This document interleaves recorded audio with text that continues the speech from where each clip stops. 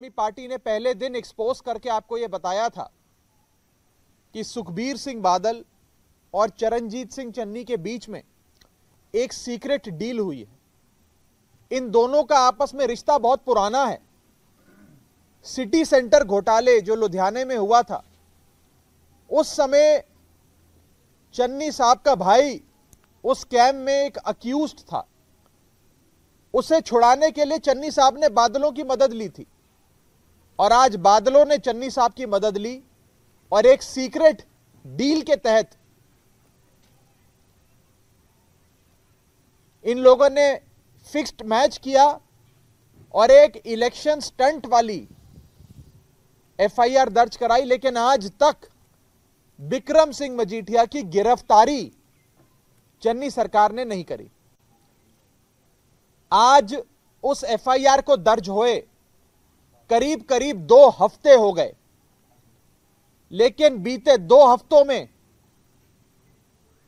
Accused को चन्नी सरकार ने गिरफ्तार नहीं किया। यह भारत के इतिहास में पहली बार हो रहा है कि एक अक्यूज्ड अपनी अंतरिम जमानत, अग्रिम जमानत यानी कि एंटीसिपेटरी बेल की एप्लीकेशन एक लोअर कोर्ट में लगाता है। न्यायपालिका यानी कि कोर्ट उस एंटीसिपेटरी बेल को रिजेक्ट कर देती है, कह देती है कि आपको हम बेल नहीं देंगे, यह एंटीसिपेटरी बेल आपको नहीं मिलनी चाहिए। उसके बावजूद भी सूबे की पुलिस, स्टेट पुलिस अभी तक अक्यूज्ड को गिरफ्तार नहीं कर। सिद्धू साहब बयान दे रहे हैं कि अगर मैं गृह मंत्री होता तो 3 दिन में पकड़ लेता। गृह मंत्री कह रहे हैं कि मैं जो है हम अपना पूरा प्रयास कर रहे हैं।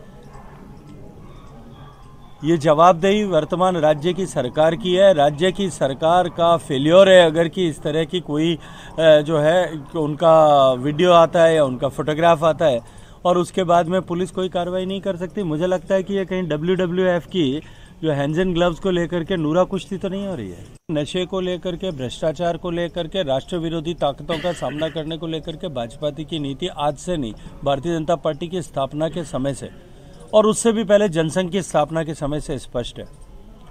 भ्रष्टाचार के प्रति 0 टॉलरेंस की नीति है, नशे के प्रति 0 टॉलरेंस की नीति है, माफिया राज के प्रति 0 टॉलरेंस की नीति है और इन सब से आगे बढ़कर के देश विरोधी ताकतों को बर्दाश्त नहीं करेंगे, इसके प्रति भी 0 टॉलरेंस की नीति है। भारतीय जनता पार्टी की नीति स्पष्ट है।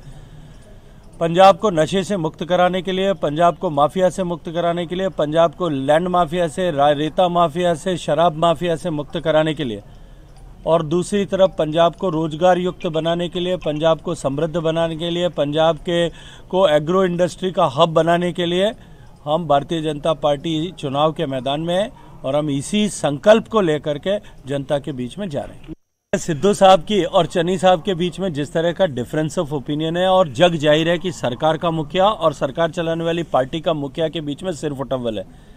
मुझे लगता है कि उसको घबरा करके राहुल गांधी जी विदेश चले गए और दूसरा, हालांकि उनका विदेश जाना ये कोई चर्चा का विषय भी अब देश में नहीं बनता, लेकिन ये उस पॉलिटिकल पार्टी का सीरियसनेस और कमिटमेंट इन दोनों को दिखाता है कि वो कितने सीरियस अपने विषय को लेकर के हैं। कि पंजाब जहां चुनाव होने वाला है, उत्तर प्रदेश जहां देश की राजनीति का फैसला होने वाला है, उसको छोड़ करके पार्टी का सबसे बड़ा नेता अगर छुट्टी मनाने के लिए गया है, एक तरफ वो है और दूसरी तरफ देश का प्रधानमंत्री नरेंद्र मोदी है, जिन्होंने जो है 21 साल के सार्वजनिक जीवन में एक भी दिन की छुट्टी नहीं ली है, पूर्ण रूप से समर्पित होकर देश और जो है प्रदेश की जनता के लिए काम करते हैं। अब चुनाव पंजाब के लोगों को करना है कि वो ऐसे नॉन सीरियस लोगों के साथ में जाना चाहते हैं या कमिटेड होकर के देश को आगे बढ़ाने के लिए अपना जीवन और अपना प्रतिक्षण समर्पित होने वाले लोगों के बीच में जाना है।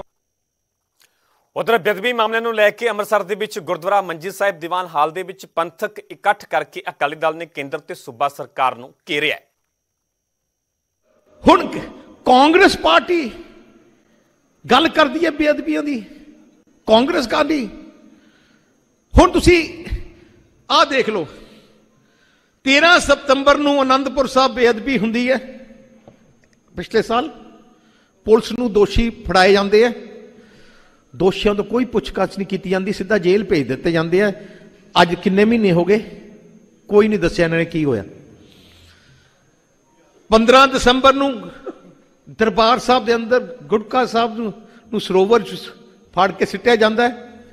SGPC ਮੁਲਜ਼ਮ ਫੜਦੀ ਹੈ ਤੇ SGPC ਪੁਲਿਸ ਨੂੰ ਟੈਲੀਫੋਨ ਕਰਦੀ ਹੈ, ਕਮਿਸ਼ਨਰ ਨੂੰ।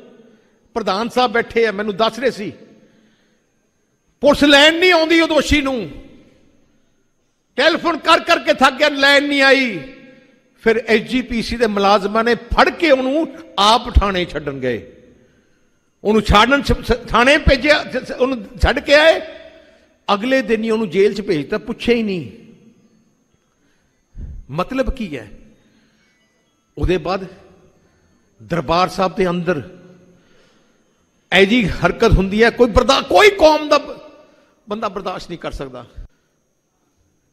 ਜਦੋਂ ਉਹਦੀ ਬਾਡੀ ਨੂੰ ਦਿੱਤਾ ਜਾਂਦਾ ਸਰਕਾਰ ਨੂੰ, ਸਰਕਾਰ ਦਾ ਮਤਲਬ ਹੈ ਇਨਵੈਸਟੀਗੇਸ਼ਨ ਕਰਨ, ਮਤਲਬ ਉਹਦਾ DNA ਟੈਸਟ ਕਰਨ, DNA ਲੈ ਕੇ ਮੈਚ ਕਰਨ, ਕਿੱਥੋਂ ਆਇਆ ਕਿੱਥੋਂ ਆਏ। ਅੱਜ ਕੱਲ ਆਧਾਰ ਕਾਰਡ ਦੇ ਰਾਹੀਂ ਤੁਹਾਨੂੰ DNA ਰਾਹੀਂ ਤੁਸੀਂ ਹਰ ਬੰਦੇ ਦਾ ਪਤਾ ਕਰਾ ਸਕਦੇ ਹੋ, ਪਰ ਨਹੀਂ, ਉਹਨਾਂ ਨੇ ਕੀਤਾ 2 ਦਿਨਾਂ ਦੇ ਅੰਦਰ ਸੰਸਕਾਰ ਕਰਤਾ। ਤੇ ਬਿਆਨ ਕੀ ਆਇਆ ਕਮਿਸ਼ਨਰ ਦਾ? ਬਿਆਨ ਕੀ ਆਇਆ ਕਮਿਸ਼ਨਰ ਦਾ ਕਿ ਅਸੀਂ ਇਸ਼ਤਿਹਾਰ 'ਚ ਕੱਢਿਆ ਸੀ। ਕਿਤੇ ਇਸ਼ਤਿਹਾਰ 'ਚ ਪੜਿਆ? ਜੇ ਇਸ਼ਤਿਹਾਰ 'ਚ ਕੱਢਿਆ ਸੀ ਤਾਂ ਘੱਟ ਤੋਂ ਘੱਟ 15 ਦਿਨ ਦਾ ਨੋਟਿਸ ਤਾਂ ਦਿਓ ਕਿ 15 ਦਿਨਾਂ ਦੇ ਅੰਦਰ ਅੰਦਰ ਸਾਨੂੰ ਦੱਸੋ ਉਹ ਕੌਣ ਹੈ। 4 ਦਿਨਾਂ ਦੇ ਅੰਦਰ ਕਹਿੰਦੇ ਇਸ਼ਤਿਹਾਰ ਵੀ ਕੱਢਤਾ ਤੇ ਉਹਦਾ ਸੰਸਕਾਰ ਵੀ ਕਰਤਾ ਕਿ ਸਾਰੇ ਸਬੂਤ ਬੰਦ। ਰਣਜੀਤ ਸਿੰਘ ਕਮਿਸ਼ਨ ਵੀ ਕੁਛ ਨਹੀਂ, ਇੱਕ ਲਫ਼ਜ਼ ਨਹੀਂ ਲਿਖ ਸਕਿਆ, ਉਹਦੀ ਹਿੰਮਤ ਨਹੀਂ ਪਈ। ਅੱਜ ਤੱਕ ਕੱਲੀ ਸਿਆਸਤ ਤੇ ਪ੍ਰਮਾਤਮਾ ਦੇ ਚਰਨਾਂ 'ਚ ਸਾਰੇ ਪੰਥ ਨੇ ਇਕੱਠੇ ਹੋ ਕੇ ਅਰਦਾਸ ਕੀਤੀ ਸੀ, ਮੈਂ ਵੀ ਕੀਤੀ, ਸਾਰੇ ਪੰਥ ਨੇ, ਕਿ ਜਿਹੜੇ ਲੋਕ ਬੇਅਦਬੀਆਂ ਦੇ ਮਾਮਲੇ 'ਚ ਸਿਆਸਤ ਕਰਨਗੇ ਉਹਨਾਂ ਦਾ ਕੱਖ ਨਾ ਰਹੇ। ਤੇ ਪ੍ਰਮਾਤਮਾ, ਮੈਂ ਇੰਨਾ ਦੱਸ ਦਿੰਦਾ, ਉਹਨਾਂ ਸਾਰਿਆਂ ਦਾ ਕੱਖ ਨਹੀਂ ਰਹਿਣਾ। अकाल सभ से ते आनंदपुर साहब से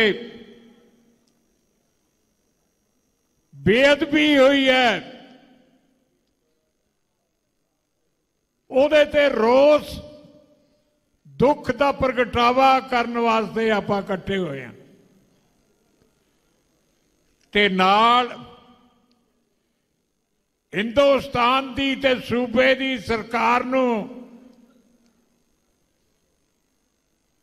ਇਹ ਕਹਿਣ ਵਾਸਤੇ ਇਕੱਠੇ ਹੋਏ ਆ ਕਿਉਂਕਿ ਸੁੱਤੇ ਪਏ ਆ ਉਹਨਾਂ ਨੂੰ ਇਹਨਾਂ ਘਟਨਾਵਾਂ ਦਾ ਨਾ ਦੁੱਖ ਹੈ ਨਾ ਅਫਸੋਸ ਹੈ, ਭੰਗੜੇ ਪਾਉਂਦੇ ਫਿਰਦੇ ਆ। ਇਸ ਲਈ ਵੀਰੋ, ਆਪਾਂ ਨੂੰ ਸਾਰਿਆਂ ਨੂੰ